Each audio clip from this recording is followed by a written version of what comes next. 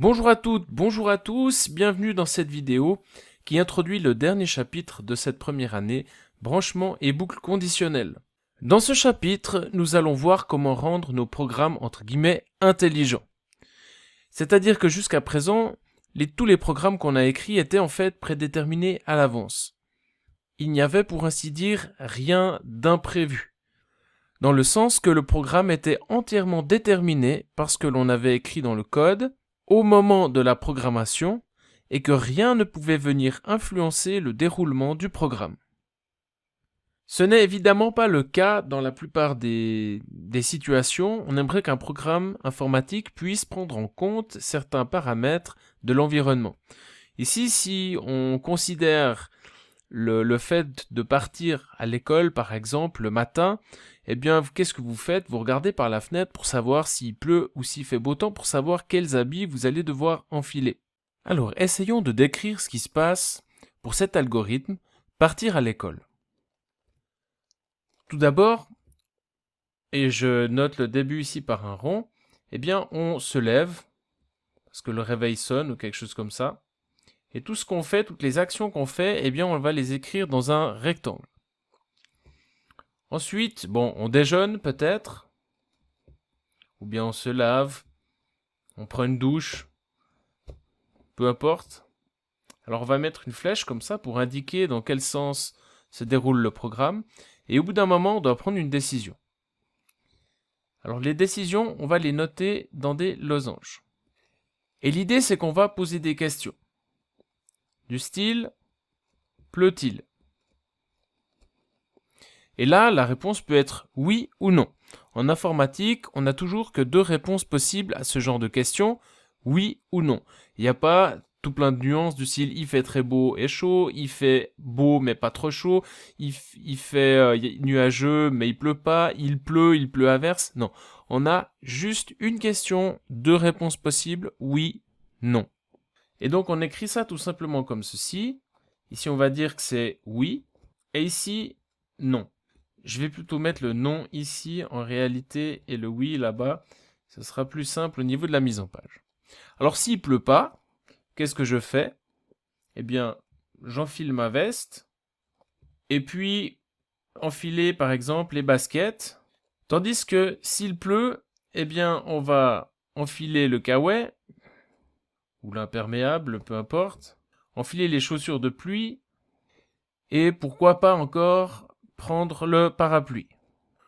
Ensuite, là on a eu une sorte d'embranchement, c'est-à-dire qu'on a deux choix possibles, mais peut-être que la suite se ressemble, et donc les deux chemins, entre guillemets, vont se rejoindre ici, et puis on va continuer simplement comme ceci, en disant, après on va par exemple ouvrir la porte de la maison, et pour finir, disons, prendre le bus.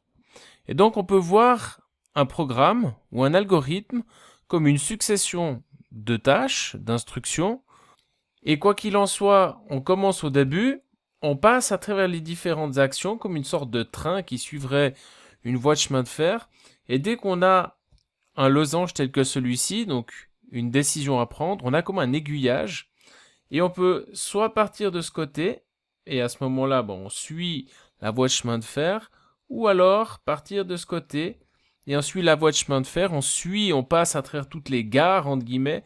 Chaque rectangle comme ça serait une sorte de gare par laquelle on doit passer, et ce représenterait donc pour le programme une action, une commande à exécuter. Et donc il arrive aussi que différents chemins que le programme a pris peuvent se rejoindre à nouveau, et ensuite, quoi qu'il en soit, on continue avec ces commandes-là, jusqu'à ce qu'on arrive à la fin du programme, qui sera symbolisé par un petit rond. Alors, de manière générale, comment un programme peut-il poser une telle question? Bien sûr, c'est le sujet de ce chapitre, mais en gros, on pourrait dire que pour poser une question, il y a deux possibilités. Soit on va utiliser une commande input qui permet de demander une saisie à l'utilisateur. Alors typiquement, ce sera au clavier. Il y a aussi d'autres commandes qui permettent de demander, d'interroger la souris par exemple, ou bien dans un jeu vidéo, on interrogerait la manette du jeu vidéo. Ou bien on va consulter la valeur d'une variable. ou de plusieurs variables.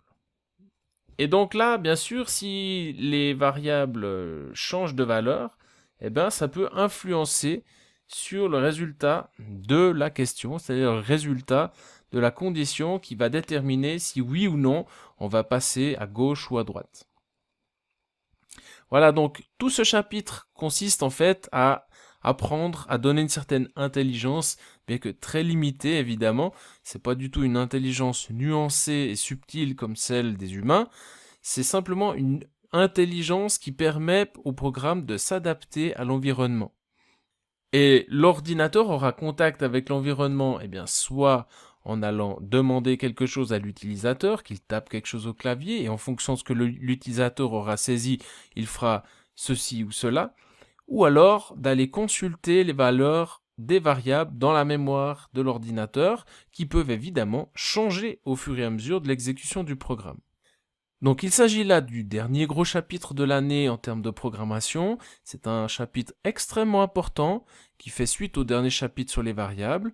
Il faut continuer à bien travailler jusqu'à la fin de l'année, même si peut-être la motivation s'estompe. C'est un chapitre qui n'est pas plus facile que le dernier et qui demande un petit peu de réflexion, qui demande du travail, qui demande un tout petit peu de logique, comme nous allons le voir au fil du chapitre.